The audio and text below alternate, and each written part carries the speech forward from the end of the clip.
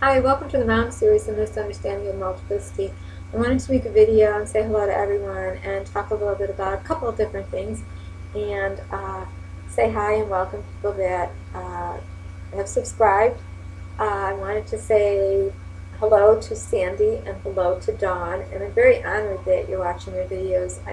There's so many videos out there to watch and so many experiences to draw from that I'm honored that you would give me feedback on my channel, and thank you. And to Bill Kill 666, I think I'm saying your name right. I hope so. Pardon me if I'm not. Thank you for your comments too. I was originally synced by YouTube, and the name was changed back in January. And I'm going through it when I come out here to answer comments or to look at videos. It's trying to sync me to now Gmail, and I've been resisting the progression technician gods of YouTube and Google. I've been resisting that, and it's kind of funny. It's like each time I press no, click no, when it asks me if I want to do that, it says you'll have a better experience on YouTube if you just hook up your Gmail and one account. I'm like, yeah, I can't get around. So I think it's probably going to switch over, and I just hope to God it doesn't change my name again. So I want to keep the continuity of the channel. I wanted to say thank you to Tommy Jameson, who formerly was known as Sidian's 3 channel, group out here on YouTube, who really gives good advice and has been at this as long as the Mosaics have vlogging about multiplicity. And some of the first people out here that have stayed consistent, and just a very genuine, beautiful channel, beautiful people, and gave good advice about when you come out here, tell people what your video is going to be about. I had started like numbering my videos and coming up with wacky titles because I never knew where I was going. I had a plan of where I was going, but it would go around and round and round, and I want to be specific. This video is going to be about, I'm going to take your advice, thank you, how Sybil did not create the book Sybil nor the movie created multiplicity. It may have added aspects to what people experience as multiplicity. There may be a lot conjured up here, added to what a experience is, but it did not create multiplicity. It may have heightened awareness, and yes, diagnoses went through the roof after the book and movie Sybil, but where Debbie Nathan says after the book Sybil everyone was being diagnosed multiple, I want to attempt to show how this was happening in a different time period, and the doctors of the time, the science heads, tried to rename it to fix the problem, but they couldn't explain. And so multiplicity was not birthed by 3 Faces of Eve. It's not birthed by Sybil. It really, the experience of behaviors that could be like thought of as multiplicity came long before. Now, after the book Sybil came out, there was a heightened awareness, and the timeline that I talked about has always mattered, and Debbie Nathan talks about this timeline too. Women were able to talk about abuse. They were able to get away from abusive spouses. Children were able to report. People were mandated to report, and psychotherapy was very encouraged, and insurance was paying for it. But there came a backlash when there were too many overdiagnoses. A woman went into a doctor with anxiety and depression, she might come out with a diagnosis of multiple personality. If a woman went in with just saying, I don't know where the time goes, I'm moving so fast, I can't, she might come out with a diagnosis. During the 80s and 90s, that's how big it was. If she had insomnia, she may and bad dreams that she couldn't, flashes in her dreams that she couldn't make sense of, she may come out with a diagnosis of multiple personality.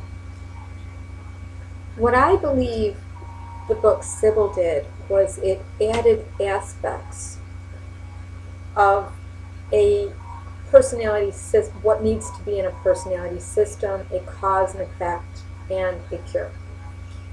And I think people like Dr. Richard Clough, Dr. Bennett Braun, Dr. Frank Putman, Dr. Colin Ross ran off with that, Dr. Ralph Allison, and said, okay, there needs to be a protector, a defender, an inner self-helper, a tracer, an imposter, a hostile, a little, in a personality system. And, of course, the integration. But long before Sybil, I want to try to keep on track, so I'm going to talk really fast. There were what was called hysterics. And the best book I ever read on this is, other than this, is Creating Hysteria, which came out in 1999, written by, I believe it was Joan Acocella. I don't have my book to reference to right now because my book got ruined in a little flood years ago in a house. But what it looked at was the uprise of the diagnosis of multiple personality after the book, Sybil, and the lawsuit, and how there was a backlash in psychiatry. And they said, we don't want any part of that. Some people. We're not believers in that. No. They renamed it Dissociative Identity Disorder, DID, taking a scientific maneuvering that happens in our brain from the amygdala, from the fight, flight, and the amygdala. They took that spectrum of disassociation, which all people have, and in trauma too, and they applied that to a confusion with identity at the very worst when it happens to other personas, and they named it DID. A lot of people didn't know what DID was. They didn't know it was the same thing as multiple personality, just renamed. So it wasn't being diagnosed much. Look at how it's dropping off when we change the name. Okay. Same thing happened back here, and that's talked about in Creating Hysteria, Joan Acocella's book. Back in the 19th century in Paris was a very famous hospital called the Salpetiere, and there was a hysteria ward. And on this ward were throwaway women, destitute, orphans, many children dropped off, widows, abandoned, infirmed, retarded, developmentally, just and criminally insane and mad. There was a whole conglomeration of, it was just a mixed ward of throwaways of women.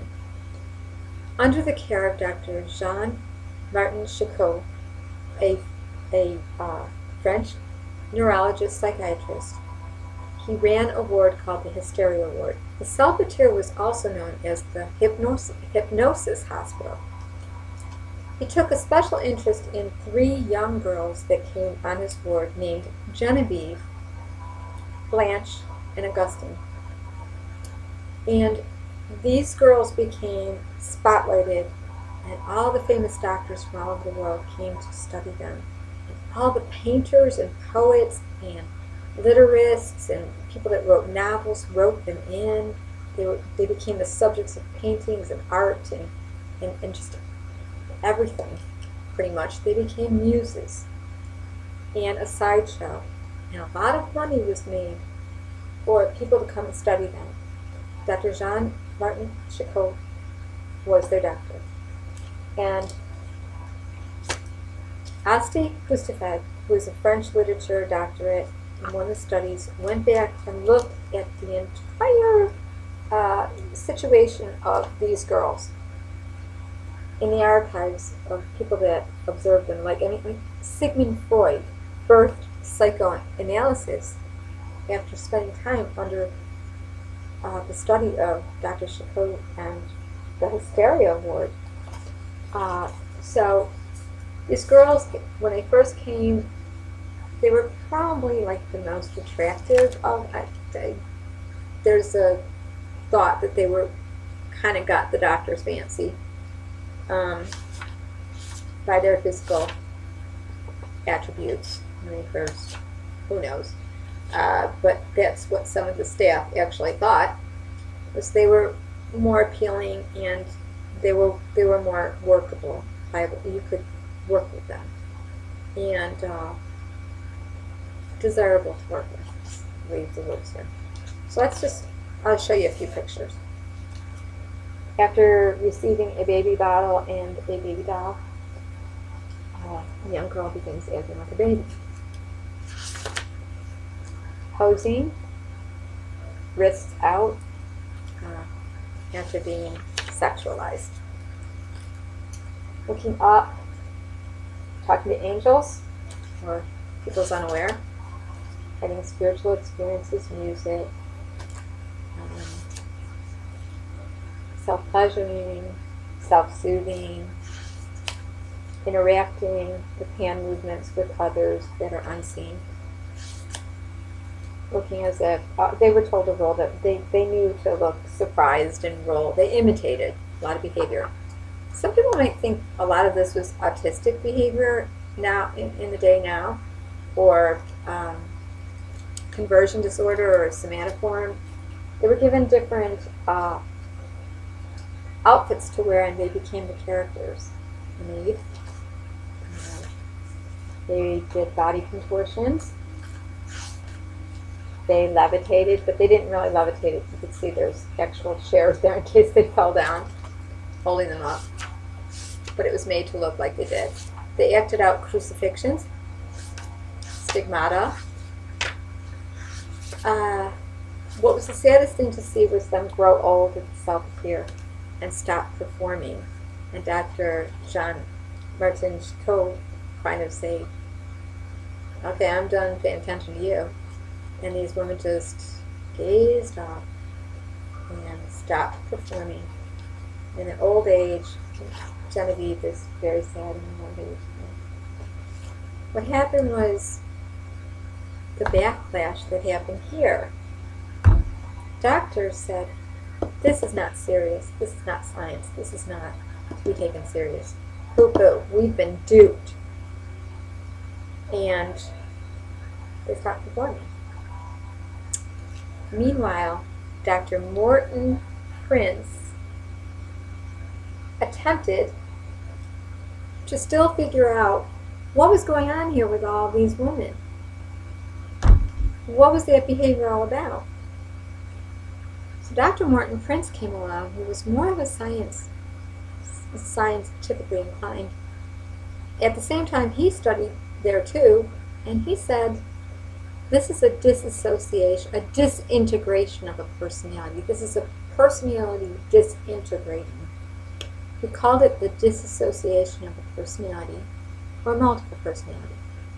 And he had a famous patient, Christine Beachaump,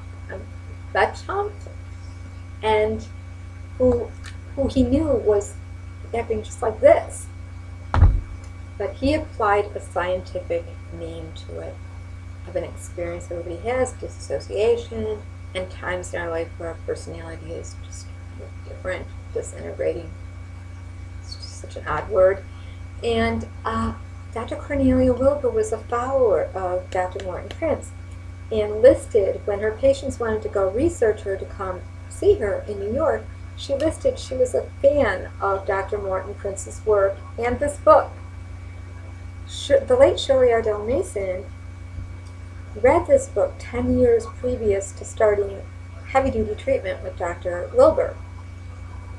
In the late 40s, she read the book, went to see her, and then her mother was sick, and she returned home, and 10 years later, she returned back, and then with personalities, little children. And Dr. Wilbur said, I think you're multiple. Shirley said, what should I read? And she said this. So I'm going to continue on. There's more. Thank you.